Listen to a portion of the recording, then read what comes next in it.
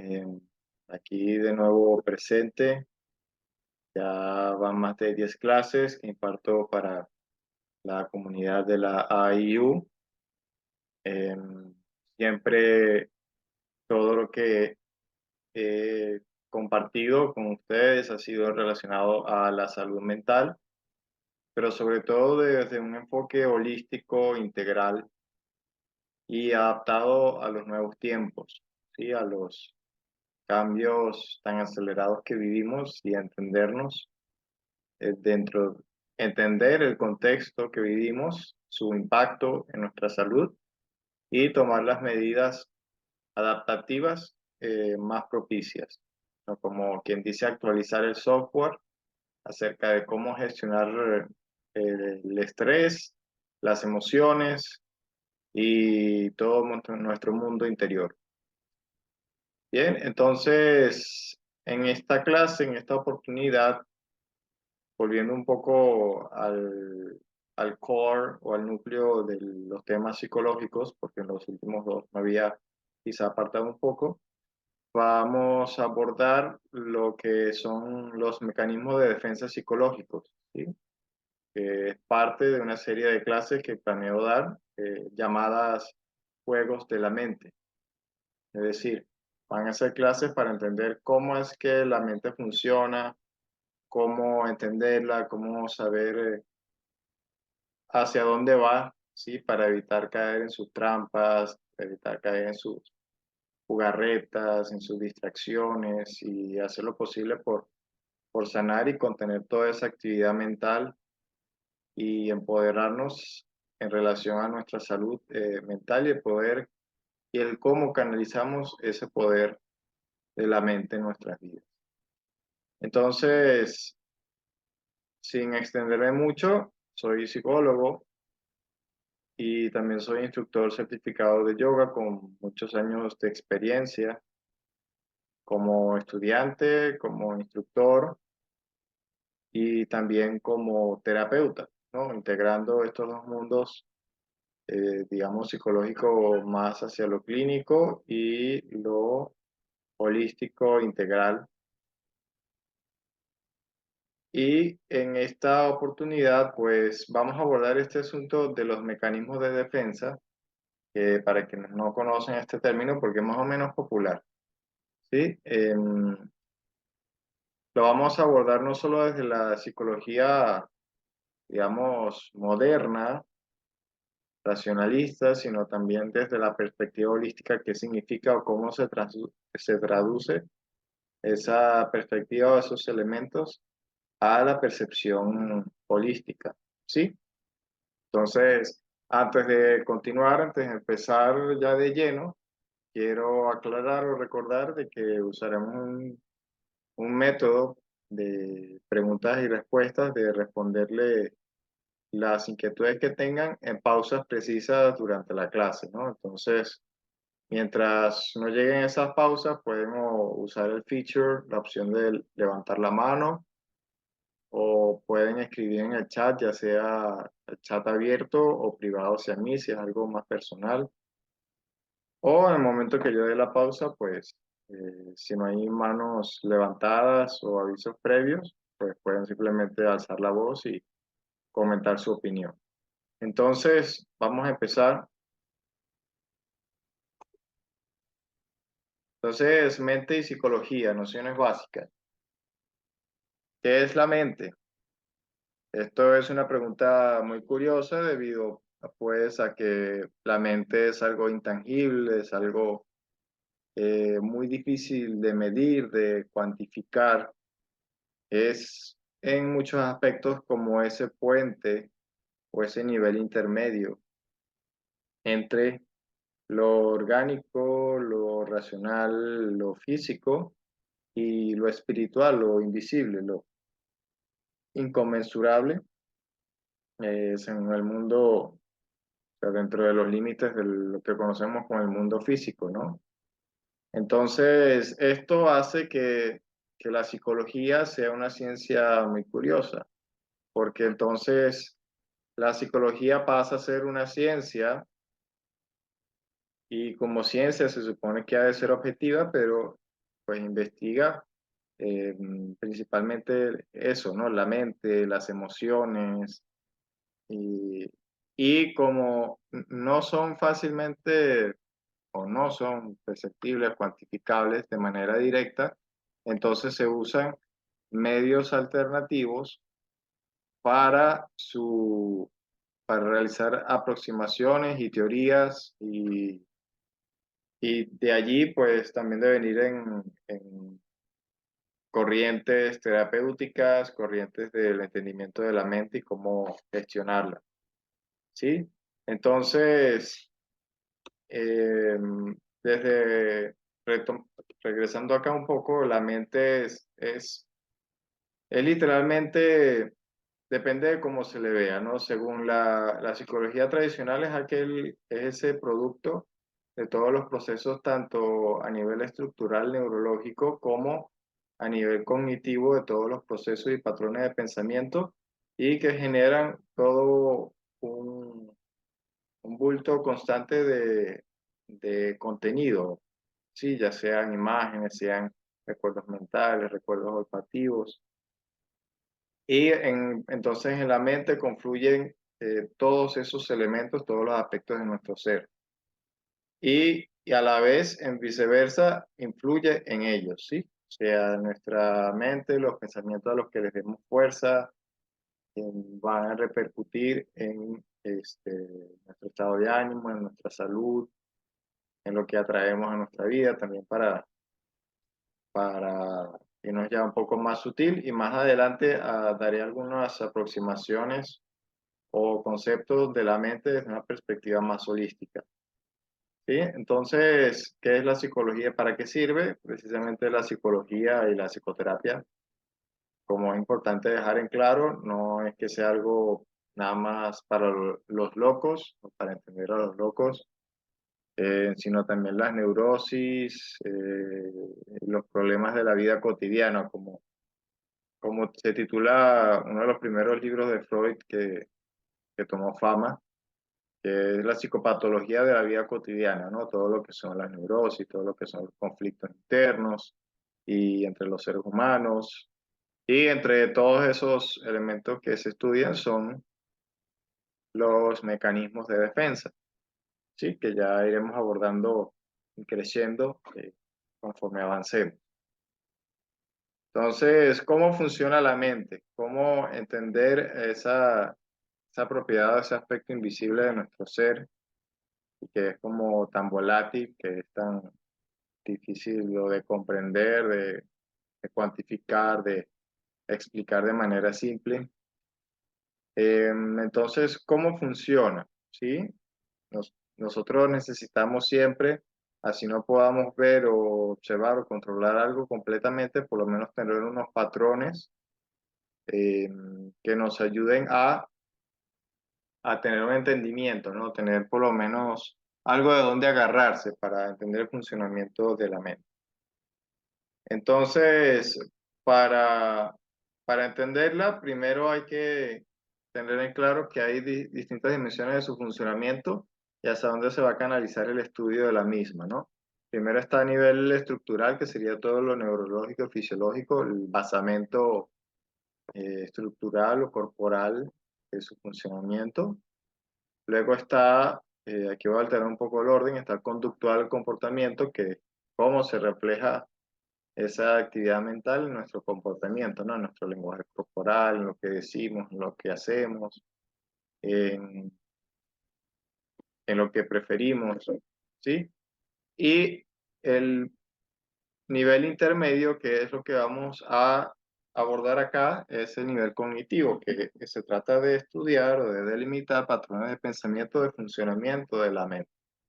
Sí, entonces la psicología por lo general se va a enfocar en estos dos últimos, el cognitivo y el conductual, y a nivel estructural, pues a asociarse a la neurología y a lo que se llama las ciencias naturales, en este caso el estudio del cuerpo humano, para encontrar las analogías y el basamento funcional o fisiológico de de lo que es la actividad mental. Entonces, resalto aquí en negrilla porque nos vamos a enfocar en lo cognitivo, ¿no? En esos patrones de funcionamiento de la mente, ¿sí? Que es precisamente un intermedio entre lo estructural y que es lo más interno, endógeno y inconsciente, que no manejamos, pero que funciona, y lo conductual, que es ya el producto resultante externo, ¿sí? Y también en lo conductual se podría incluir a todo lo que es la actividad onírica, los sueños y todo lo que es imaginación también. Sin embargo, para que eso suceda, tiene que haber un layer, un nivel intermedio, ¿sí? De funcionamiento y de operación de la mente, que es así como una computadora, ¿no? Una computadora, tú tienes el hardware, que sería lo estructural, y lo que le da soporte a todo su funcionamiento. Tienes el software, que todo eso, sistema operativo, lo que tú no ves, pero que está funcionando de trasfondo. Y tienes lo conductual, que es lo externo, lo más visible, que sería pues el resultado, que sería lo que, pues la pantalla, el movimiento del teclado, del ratón, el uso del teclado y así. De igual manera, pues funciona nuestro ser. Entonces, estructuras e instancias de la mente. ¿Ok? Entonces, la mente se puede entender de la siguiente manera. A nivel de estructura, esto es, quiero aclarar, quiero acotar de que esta imagen que tenemos acá, número uno, estoy enfocado primero en la psicología más racional o convencional. Y número dos, que esta imagen que tenemos acá y este basamento teórico que estoy usando no es universal, ¿sí? De hecho es muy viejo, por decirlo de alguna manera, muy clásico, pero sirve sí como una referencia porque tiene una raíz, tiene una semilla que son de principios fundamentales de funcionamiento de todo el universo y que, pues por puntería, por sincronía, pues también la psicología convencional delimitó o encontró esos patrones en el funcionamiento de nuestra mente. Entonces, a nivel de estructura, tenemos el yo, tenemos el super yo y el ello. Sí, entonces el ello sería todo aquello instintivo, todo aquello pulsional, eso que emerge de dentro, ¿ok? Entonces, también está el super yo, que es todos las regulaciones morales, todos los mandatos, ya seas consciente o no de ellos, o sea, todos los yo debería o yo he de ser así o yo no puedo hacer esto. Y el yo, que es aquel pues que se expresa que en cierta forma como un intermediario entre esas dos estructuras, aunque no es que esté en todo el medio, como verán entre el super yo y el ello hay también conexión. Y es como, pero sí, es como el que termina jugando la mayoría de las veces como intermediario entre esos dos aspectos o esos dos otros elementos de la estructura de la mente, ¿no? Entre lo moral, complacer esa imagen moral, y el ello, que es ese deseo, esa pulsión, también las necesidades básicas, ¿sí? Y a la vez están las instancias o capas de la mente. Está el inconsciente, luego está el preconsciente, que también algunos llaman subconsciente. Yo a veces, o yo también recorrí otros caminos que lo llaman más el subconsciente. eh, y está el consciente, ¿sí? También en corrientes un poco más holísticas, que no incluí aquí, me recordé ahorita, pero que también son muy interesantes, se abordan que hay muchas más capas, ¿no? Muchas más dimensiones o instancias de la conciencia, que estaría el inconsciente, la conciencia subliminal, luego está el consciente más normal, racional, luego está el consciente continuo, y luego está el superconsciente, y ahí se desglosa aún más, y ya que pues integra la noción o las dimensiones espirituales. Pero aquí hasta ahora nos mantenemos todavía un poco más dentro de lo racional y dentro de la ciencia, de la psicología, ¿no? Entonces, y yo digo que esto es un patrón universal porque ya veremos que en percepciones holísticas, aunque cambian muchas cosas, en que se incluyen más variables, más dimensiones, pero todo termina en buena forma vinculado a este principio de tres, de tripartito, ¿no? De la esencia de energía negativa, neutral y positiva, que gobierna toda la creación, gobierna todo el universo y también influye, por ende, y constituye la mente y su funcionamiento. Entonces, muy bien, ahora vamos a la perspectiva holística. Eh, la esencia de la mente y sus proyecciones. Aquí esta palabra es importante, proyecciones, porque habla de que la mente en realidad es, o sea, número uno, y aquí vamos a ver, la mente según la filosofía yogica o védica. Aquí podemos ver las leyes cósmicas y de la manifestación y del ser. Entonces aquí, aunque esto es muy general, pero también hablan de acerca de dónde nace la mente. Entonces que en primer lugar, y un punto, un nivel de conciencia no manifiesta, universal, podría ser el origen del Big Bang y del todo.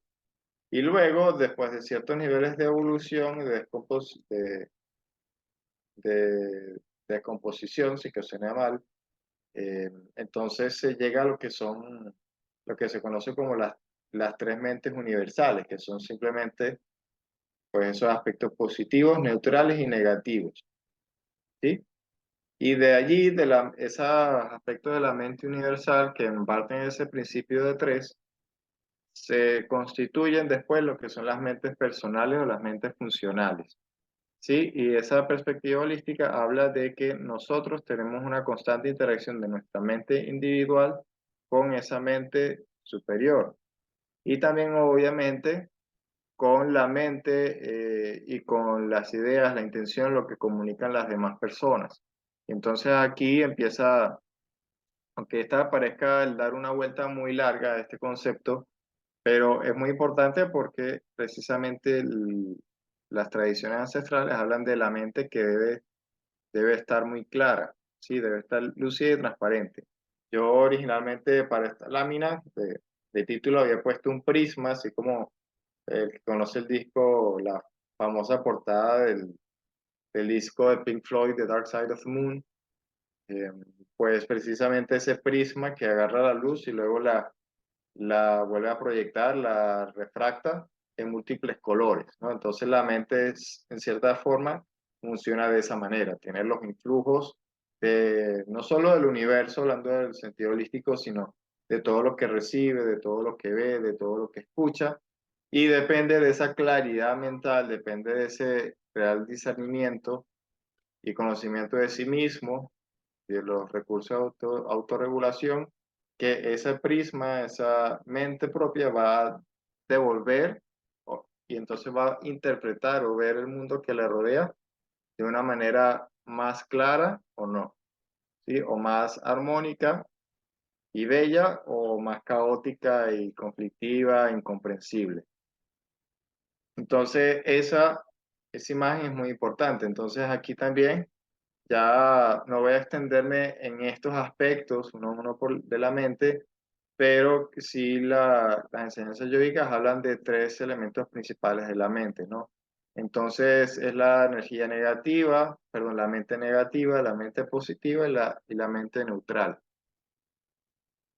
Entonces esto vendría a ser como, no es igual, pero se parece un poco a esta estructura inicial del ello, yo y super yo, en el sentido de que el ello es un poco lo negativo, porque son todo lo que son los instintos, la conservación, el yo es ese juez, ese intermediario que es la mente neutral y el super yo es la mente positiva, pero no son exactamente tampoco, sí, es una, es una analogía, pero en realidad no son completamente uno igual al otro.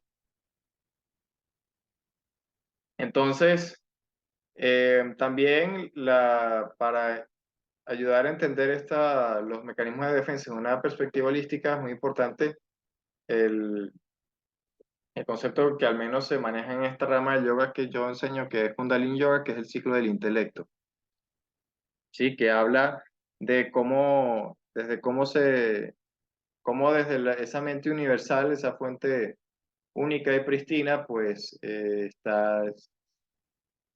da paso tanto a la mente, al intelecto y los pensamientos y todo ese ciclo, ¿no? Entonces, precisamente estas 81 proyecciones o facetas de la mente, si no están claras, si no se conocen, si no conoces tu propia mente y trabajas en ella meditando, etcétera, entonces van a distorsionar el pensamiento de lo que tú opinas del mundo, ¿sí? Y van a generar obviamente una emoción, una reacción fisiológica, también dependiendo de tu entrenamiento, de tu voluntad, de tu claridad mental, de tu sabiduría, vas a generar una respuesta más o menos asertiva, ¿no? Dependiendo de tu nivel de identificación, de miedos, de apegos. Entonces, y aquí es donde, para los que supongo ven el mouse, precisamente entre aquí la emoción y el deseo y la acción, aquí es donde se brotan los mecanismos de defensa, ¿sí? Entonces, esos mecanismos de defensa o de adaptación originalmente son de adaptación, pero se pueden convertir fácilmente en, pues, enemigos de nuestra integridad, de nuestra salud, de nuestra capacidad de afrontar la realidad como es, de ser felices, ¿sí? Y entonces, como dice aquí, pues, en estos dos sitios, wills es voluntad, es donde nosotros podemos intervenir, ¿no? A través de la limpieza de la mente y también de la salud psicofisiológica y del entrenamiento y la comprensión que desarrollemos sobre nosotros mismos para manejarnos asertivamente.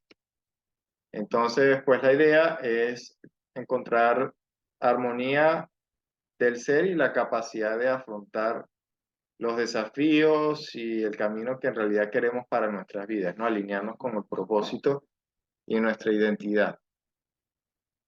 Porque aquí vemos, esta es una imagen que yo hice hace mucho tiempo para mi cuenta en redes sociales, Manu Alejandro P., que entonces parte del mismo principio de tres, ¿no? La tríada. Entonces tienes al espíritu, que es como más la mente neutral, que es el discernimiento, la libertad, los valores, la mente clara para decidir con rectitud y sabiduría. Está el sentir, que es la salud integral, todo lo que es conservación, empatía, ánimo, ir hacia adentro, ¿no? Y protegerse. Es la más asociada a la mente negativa y está el intelecto, que es conocimiento, lógica y también el apetito, ¿no? Ya sea la mente que quiere saber más, o que quiere encontrar una respuesta o el que quiere encontrar la manera de hacer dinero, de prosperar. Son esos principios universales, ¿no? De energía negativa, neutral y positiva.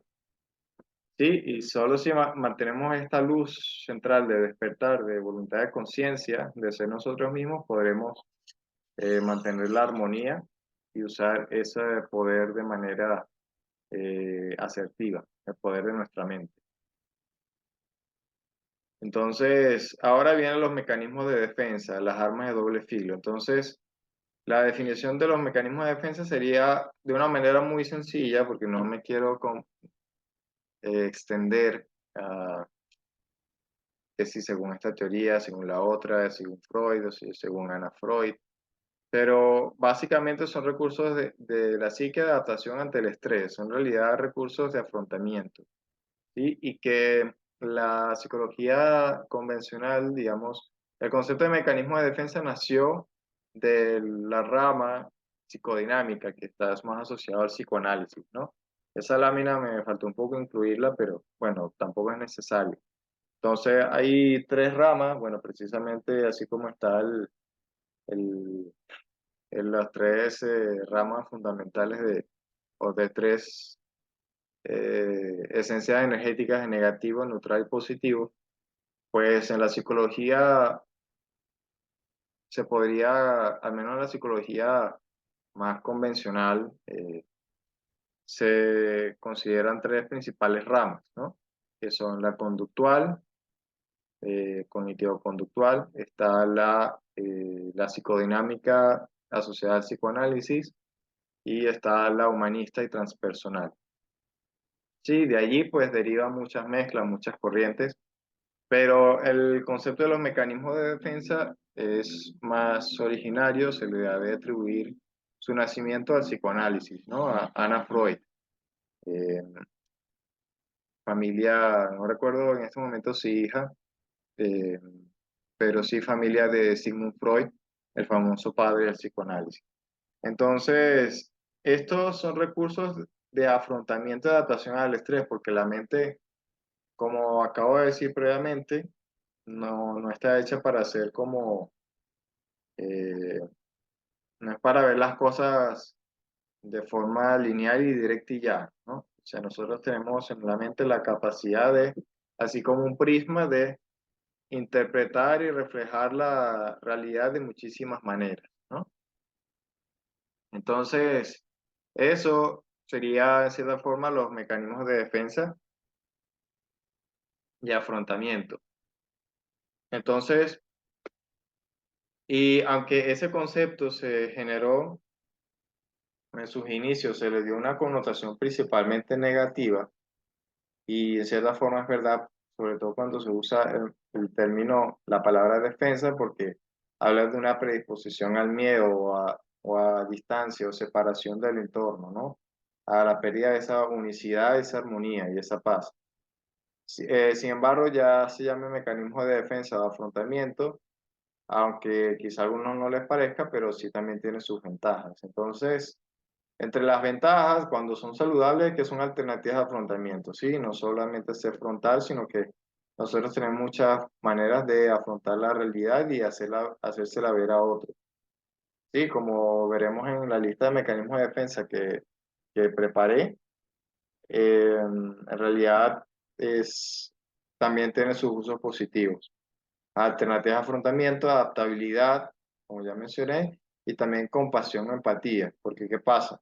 Algunas personas por ser muy racionales, ¿no? Por querer dejar las cosas demasiado en claro, eh, pues pueden más bien hacer sincericidios o herir con esa verdad.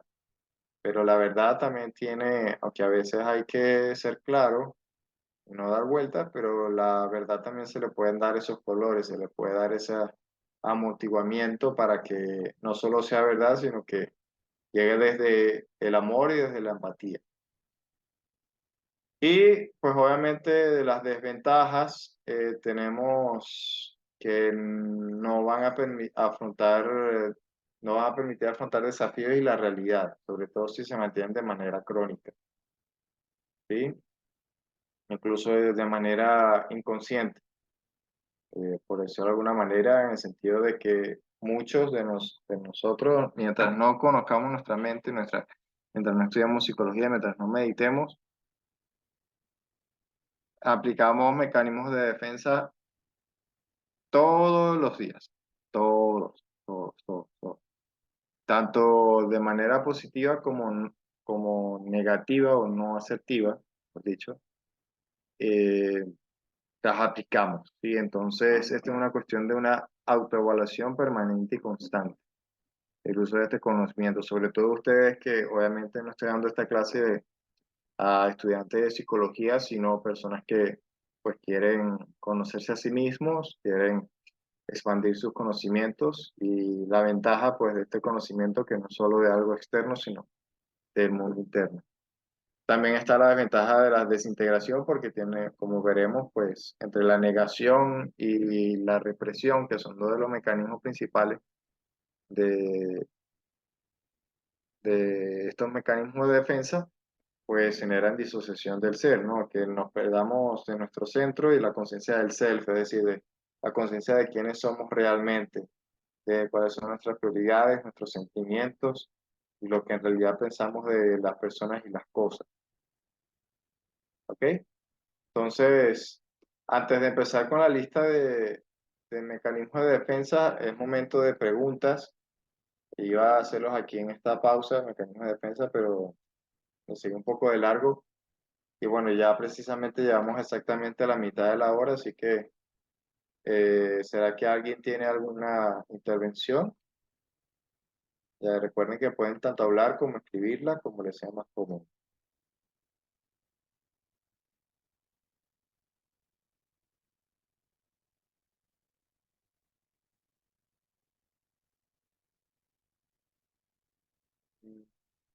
Bueno, pareciera que no, que puedo continuar,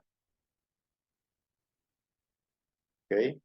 Eh, entonces, ya una vez dejado esto en claro, pues vamos a avanzar a los mecanismos de defensa, que la idea de esta siguiente parte de la clase es que ustedes les sirva a ustedes de insight, ¿sí? De un mecanismo de autoevaluación, de autoobservación para aplicar en sus meditaciones, en sus momentos de silencio, de espacio personal, porque ayuda a delimitar, a definir uno a uno esos escapismos, esos recursos que usamos para no confrontar nuestra realidad y que no son el hecho de que una realidad sea pesada o que sea incómoda o que sea dolorosa, no significa que sea algo que haya que evadir. Puede ser algo difícil de confrontar, pero tanto como psicólogo, como profesor de yoga, como humano que ha vivido esos procesos, pues les notifico o les recuerdo que siempre el fruto, el resultado, cuando se permite atravesar ese umbral, va a ser siempre positivo, ¿no? A nivel tanto de salud mental, de calma interior, como incluso a nivel de salud física. Entonces, vamos a proceder a los mecanismos de defensa y el primero es la negación. Y este, más que un simple mecanismo de defensa, es una base, un principio de su funcionamiento. ¿Sí? Porque precisamente el mecanismo de defensa funciona como una forma de defensa, valga la redundancia, o de resistir, de negar algo, alguna influencia, ya sea exógena, pero sobre todo endógena, ¿no? De cosas que no queremos ver, de cosas que no queremos aceptar, que no queremos sentir. Y eso es el principio, pues, de prácticamente todos los mecanismos de defensa que siguen, pues, es un rechazo a una verdad, un rechazo de una verdad que en algún momento, por las buenas o por las malas, habremos de integrar si queremos estar sanos. Entonces, sanos y felices. Luego está la proyección. Este es uno de los mecanismos de defensa más famosos, lo que habla de colocar en otros atributos no aceptados de sí mismo, ¿no? Entonces, ya nosotros sabemos que, por ejemplo, cuando una persona habla mal de otro, cuando dice, "Ah, no, este es muy así, este es muy así, este es muy asado", o me caen mal las personas que son así, esto y lo otro.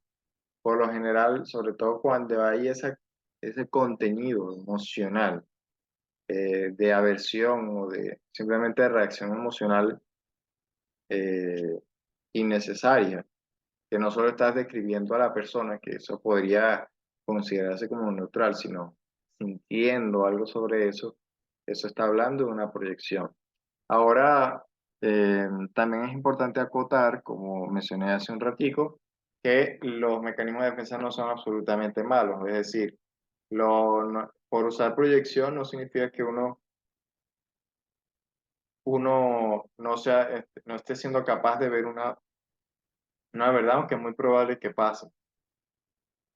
Por ejemplo, los mecanismos de identificación proyectiva se usan mucho en el arte para crear personajes, se usan mucho en el arte y en muchos medios para generar algún impacto en la sociedad, ¿no? O los actores, actrices que imitan personajes, crean personajes para que la gente pues se proyecte y así transmitir mensajes de una manera artística y no tan directa, porque como les dije anteriormente, la mente no está hecha simplemente para funcionar de manera lineal y decir las verdades así como con una navaja, sino uno también puede moldear y cada uno de estos mecanismos de defensa puede ayudar en eso.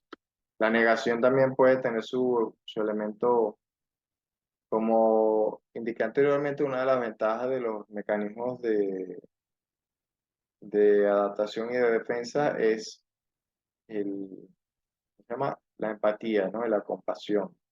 Hay personas que simplemente cuando reciben una información puede ser tan confrontadora para sus estructuras mentales, para lo que comprende de su realidad, que incluso lo sano es que se abran a quizás después entenderlo, considerarlo, ¿no? Pero a veces un shock puede generar un shock tan fuerte, una verdad, una realidad en una persona que si no existiese este mecanismo de negación, al menos para amortiguar inicialmente por cierto tiempo, eh, pues la crisis o el agravamiento de la salud puede ser peor, ¿sí?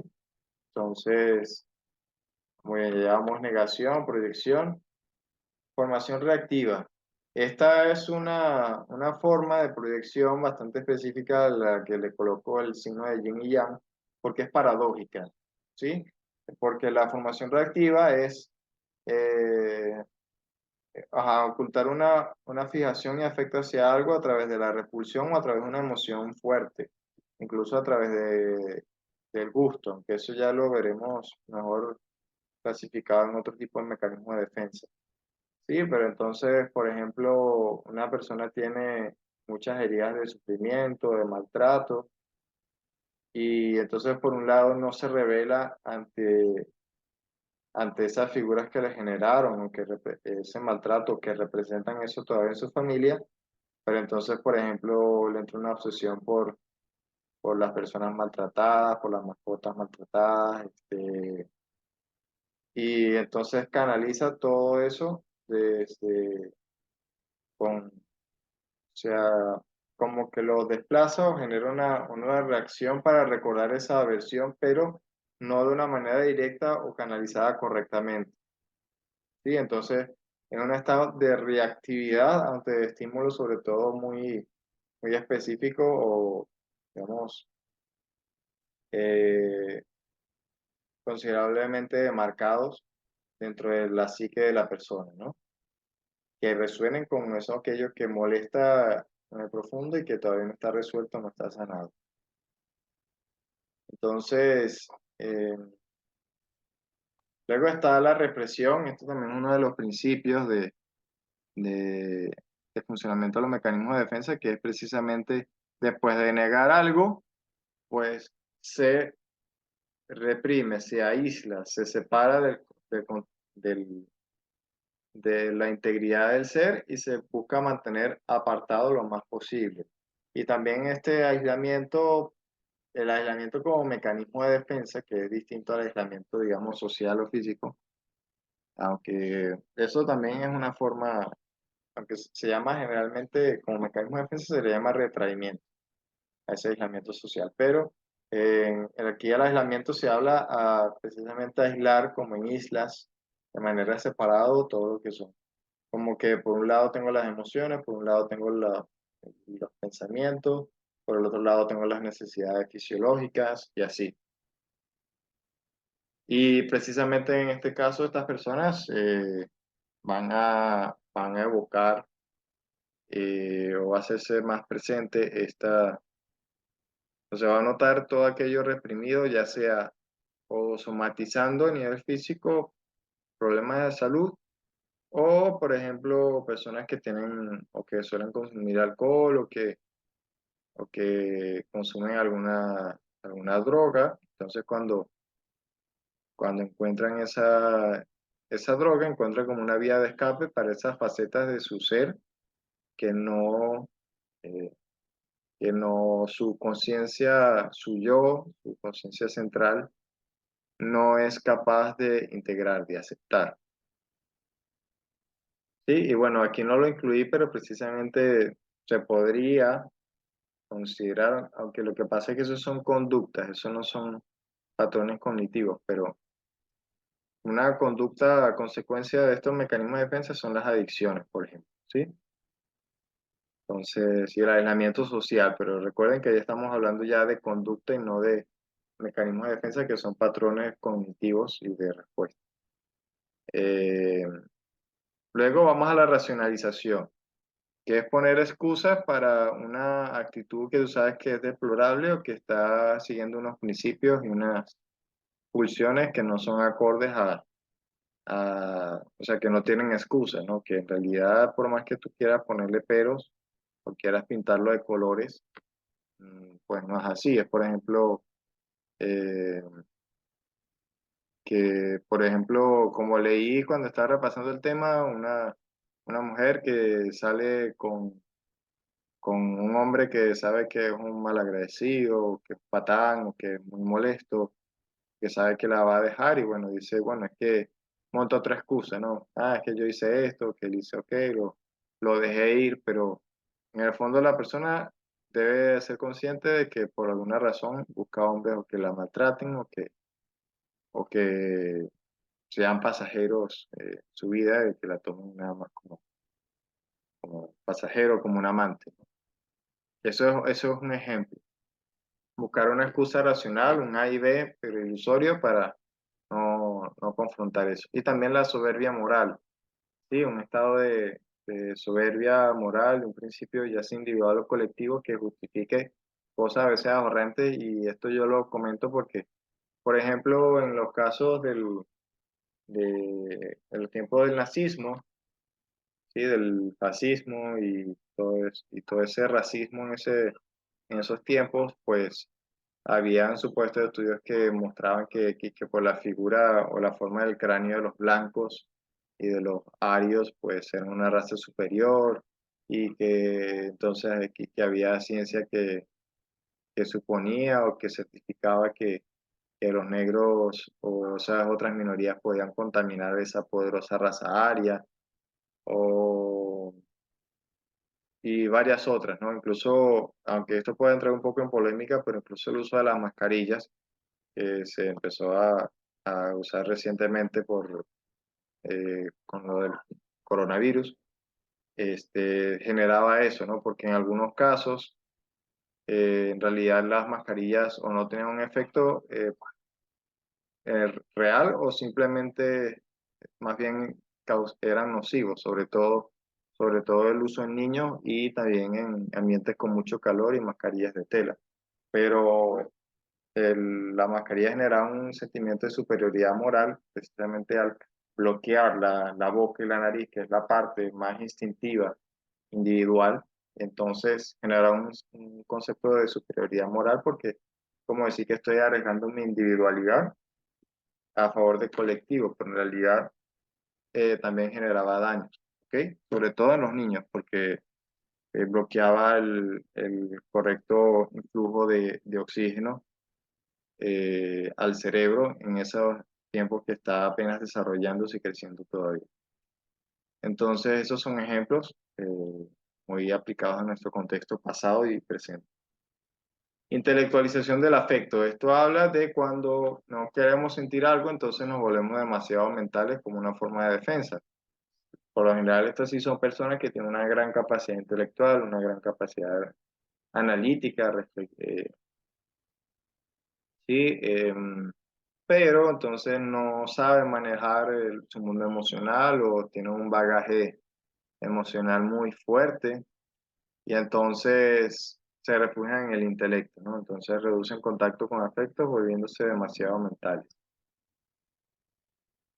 Eh, Luego está el desplazamiento del afecto, que esta imagen explica muy bien la esencia o el principal ejemplo de este mecanismo de defensa, ¿no? Por ejemplo, ajá, yo siento una fuerte rabia por algún tío o algún jefe, entonces como no lo quiero reconocer o no siento la valentía de afrontarlo, de manejarlo asertivamente, entonces lo canalizo hacia otra persona, entonces se pagan por lo general con personas subordinadas a uno, ya sea hijos, sea empleados, etcétera. ¿Ok? Entonces, eh, el humor Y como les digo, los mecanismos de defensa no son siempre negativos, el humor es uno, porque el humor te permite evadir a través de la risa de la burla o descargar cierta forma de ese estrés, de esa tensión que genera una realidad difícil al verle el lado cómico, ¿no? Y precisamente los humoristas se considera que el chiste es una de las mayores manifestaciones de inteligencia, ¿sí?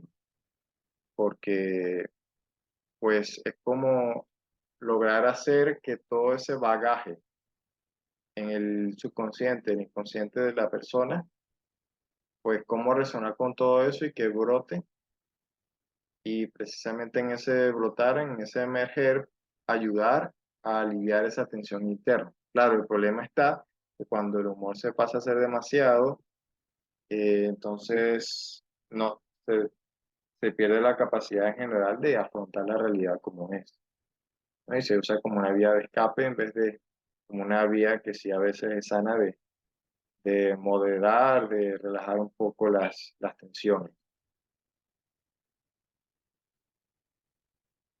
Regresión, adopción de conductas y actitudes infantiles o de edades anteriores. ¿Sí? La regresión sí puede tener su lado positivo porque a veces por momentos o situaciones desafiantes podemos necesitar conectar con ese niño interno, ¿no? Recordar que a veces sí merecemos sentirnos desprotegidos, que nos apoyen, que nos contengan, que nos comprendan, que nos provean de vez en cuando. Pero, claro, se vuelve tóxico cuando se usa constantemente como un mecanismo de evasión, de no tomar el rol adulto o correspondiente a la edad y a la situación, ¿sí? Y pues de allí perder muchas oportunidades importantes de crecer y de asumir responsabilidades. Eh, por ejemplo, una persona que juega videojuegos en vez de sentarse a hacer lo suyo, o una persona que le gusta ver comiquitas o que toma una actitud infantil o muy dócil ante el padre o la madre, etcétera. Esos son algunos ejemplos. Luego está sublimación, como presentar lindo o elevado un impulso instintivo o agresivo. Para quienes no conocen esta imagen, es la portada de uno de los discos de Bad Bunny, ¿no? Entonces, fíjense, todo bonito, todo color, todo pintado como por un niño pequeño, pero bueno, quien conoce las letras de las canciones de ese señor sabe cuál es el verdadero contenido oculto, ¿no? Y la sublimación, así como los demás mecanismos de defensa, también tienen su función o sus potenciales beneficios, ¿no? Porque permite, es un mecanismo también como de elevación de lo instintivo, ¿sí? De romantizar, de poetizar, de hacer arte de todo aquello que es denso, todo aquello que es difícil y complicado. Se vuelve malo es cuando no queremos asumir esos instintos y nos quedamos en los cielos. Esa agresividad después, tarde o temprano, va a terminar impactando. Idealización, para no aceptar la sombra y los afectos que evocan. Es precisamente una persona que, aunque pueda, claro, ser una persona muy bendita y con sus pros bien claros, pero que la persona pueda tener rencores guardados, pueda tener dolores en relación a esa persona, en relación a los padres, por ejemplo. Entonces lo idealizan, lo ven como perfecto y ven solo lo positivo para no ver el lado negativo, ¿no? Y confrontar algunas cosas que que son naturales de toda relación humana. Y cuando nosotros vamos a compartir con una persona, ya sea ocasionalmente o como familia, tenemos que estar en claro que todo el mundo tiene sus luces y su oscuridad. Algunos lo que pasa es que la manejan mejor que otros y mantienen un mejor balance, pero todos tenemos eso. Y, y los Superman, pues son cosas de dibujos animados y historietas. Pero claro, la idealización también puede servir en el aspecto positivo para enaltecer algo, enaltecer un valor, un principio, asociar alguna persona o ser a algún a un principio moral eh, que estimule, que impulse a hacer las cosas mejor, que impulse a sacar lo mejor de ti mismo y valorar los logros, obviamente el reconocer el trabajo y las buenas intenciones y los logros de las otras personas y lo que las hace, y sus lados positivos también. Es sano también remarcar lo positivo. Luego está la delegación, que es, en este caso, habla como mecanismo de defensa, habla de el recurso de dejar en otro el insight y responsabilidad de cambio. Eh, Uno de los manuales por referencia que yo usé habla de un caso muy claro de, por ejemplo, ajá, cuando un paciente va a consulta y no quiere que el terapeuta o pues le dé todas las soluciones, que le dé la respuesta, que le explique su problema o literal usar pastillas para callar síntomas que a través del estilo de vida del insight tú podrías sanar de manera más integral. Todo esto es delegación. El uso positivo de la delegación, pues obviamente que a veces podemos tener tantas cargas, no saber manejar tantas situaciones complejas, que al menos de a momentos sí puede ser útil que parte de esa carga y esa necesidad de comprender los asuntos, pues recurramos a la ayuda de alguien, ya sea un amigo, un familiar o un profesional. El control, esta creo que si no es la última, es la penúltima entre la lista de mecanismos de defensa que preparé hoy. El control, pues precisamente para ocultar miedos y pasiones prohibidas. A veces sí, el lado positivo del control como un mecanismo psicológico es precisamente ayudar a ordenar las cosas, delimitarlas, estructurar, llevar un orden de ideas. La lógica, pues, es parte natural del funcionamiento de nuestra mente. Sí, como quizá bajar las revoluciones a las cosas para poder contenerla y canalizarla mejor, pero el control como mecanismo de defensa es como esa persona que quiere controlar para tener más y más y más poder porque tiene miedo de perderlo, de verse vacío sin ese poder externo, en realidad el poder real y también el poder sobre uno mismo de contenerse. Y obviamente pasiones prohibidas, por ejemplo, a mí me gusta otra mujer o a esta mujer le gusta otro hombre, entonces o quiere hacer muchas cosas distintas, pero la familia, el hogar no la dejan. Entonces empieza como a querer controlar todo para exteriorizar ese control compulsivo que está teniendo de su mundo interior, ¿no? Entonces, o de su intimidad. Entonces, una persona que, por ejemplo, con los niños va a querer controlarlo en todo, cómo se viste, qué hace, qué no hace, vigilar completo, o con la pareja, ¿sí?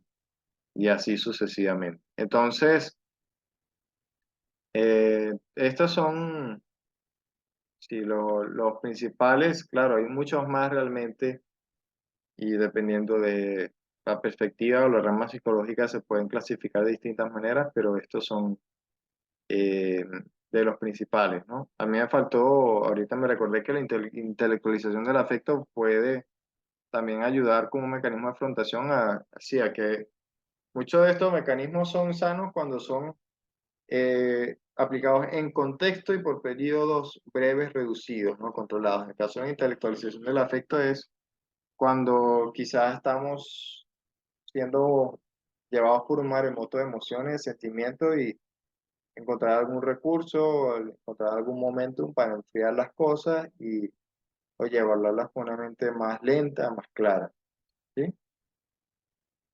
Y la racionalización puede ayudar a puede ayudar en caso de ser compasivo, en el sentido, mira, yo hice esto, estoy haciendo esta cosa mal porque, bueno, me cuesta esto y lo otro, porque bueno, de verdad es lo que encuentro por hacer para, para gestionar este aspecto de mi vida, pero la idea es que sea con compasión, de que no estar haciendo cosas malas, muy negativas y excusarse tontamente, eh, para seguir con ellas y también con la intención de que si tú sabes que una vez que tú estás clara que tus intenciones no son las mejores o tus acciones no son las mejores, pues de ir abriendo el camino a hacerlo cada vez mejor. ¿Sí? Entonces, em, ya esto es la clase, ya estamos literal cumpliendo la hora exacta. Quiero saber si hay más comentarios. Em, Mientras emergen comentarios, voy a aclarar que esto, ajá, Feli628 levantó la mano, puede participarse si lo desea.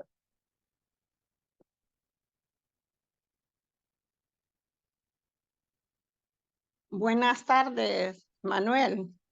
Buenas tardes. Y buenas tardes a todos, compañeros, y también a persona que está, no sé quién está ahí, si Clara o René, ¿verdad? Una pregunta. eh, ¿Cuál sería el comportamiento o cómo se podría evaluar a una persona que fue maltratada cuando pequeña y luego decidió estudiar psicología? Pero todavía no veo que supere el problema porque todavía, ¿me entiendes? Siente rechazo por sus padres que la maltrataron. Y yo le pregunto a ella cómo puede ella, cómo va a poder ella desempeñar su carrera de psicología si ella todavía no ha superado el problema. Entonces, ¿cómo evaluarla y cómo poderle ayudar? Porque lo miro yo como un poquito complicado. Gracias. Muy bien, claro. Sí, es muy importante, sobre todo para mi perspectiva integral, y muchas universidades, no sé en el caso de ella, exigen es que todo psicólogo, así vaya a ser psicoterapeuta o no, pues que pase por un cierto periodo determinado de horas en consulta como paciente para que al menos amortigüe o tenga ciertos recursos de gestión y de autocomprensión de su bagaje, eh, de su infancia, ¿no? De su vida y todos los traumas y todos los dolores que pueden haber en el caso de ella. Es importante también aclarar que así como un médico, por más posgrados que tenga, no significa que vaya a ser la persona más saludable. Un psicólogo, por más que se gradúe y tenga muchos avances, si no va a terapia y si no hace trabajo interior, pues también puede verse muy complicado en su labor o no ser no ser un ejemplo de salud mental. Pero obviamente la idea es que lo sea, ¿no? Porque precisamente como les dije arriba, la mente puede funcionar como un prisma y si no se limpia bien, entonces va a interpretar, va a va a ver las cosas de manera distorsionada. Sobre todo, bueno, una metáfora para los psicólogos es que los psicólogos somos como espejos, literal, ¿no? Entonces, como espejo tienes que estar limpio para reflejar las cosas de la persona, nada más con el contenido que ella está proporcionando. Y uno como psicólogo, pues simplemente a través del conocimiento, esa transducción de lo que esa persona está diciendo, ayudarla a ver de acuerdo a lo que esa persona va siendo cada vez más capaz de aceptar, ¿no? Entonces, y pues de cómo trabajar eso, pues la idea es que vaya a consulta y vaya sanando eso, ¿no? Pueden haber muchos recursos, muchas corrientes terapéuticas, ejercicio, yo también los trabajo con yoga de manera integral, ¿sí? Y considerando bloqueos corporales y que se pues liberan con las posturas yógicas y ejercicios. Y bueno, pueden haber muchas maneras. La idea es que pues se sincere y busque los caminos para sanar todo esos problemas, ese bagaje que la pueda atormentar. Ana Ruth Márquez, la salud mental nunca va a depender de los logros académicos que tenga una persona, es cierto. Eh, la salud mental habla de bienestar. Así como la salud física tampoco va a depender de los logros académicos, ¿sí? De igual manera, tú puedes sacar la mejor nota en todo, pero tener el cuerpo vuelto un desorden y lleno de enfermedades, condiciones. Muy bien, mientras aparecen más preguntas, quiero comentar que esta es apenas la primera parte de esta serie de clases que titulé de Juegos de la Mente. Y la siguiente vamos a abordar más algunos otros mecanismos de defensa que faltaron y vamos a abordar también los principales recursos de afrontamiento y cómo confrontar y manejar y solucionar esos mecanismos de defensa que están a nivel crónico, o sea, cómo soltar esos patrones reactivos de respuesta que están condicionando y seguramente causando sufrimiento en nuestras vidas. ¿Sí? Eh, ¿Qué más? Y creo que para eso se necesitará otra clase adicional. Una vez que tengamos entendido cuáles son esos mecanismos de defensa y cómo gestionarlos, entonces procederé a explicar acerca de cómo los principales mecanismos de la propaganda, de los medios de masa y del neuromarketing para usar no solo son mecanismos de defensa, sino las distorsiones generadas por los mismos a favor para ya sea distraerte, para hacerte consumir cosas inadecuadas, para llevarte al conflicto, para llevarte a la irritabilidad. Sí, entonces todo eso dentro de un contexto práctico que puedan aplicarlo y ayudarlos a adaptarse a su realidad.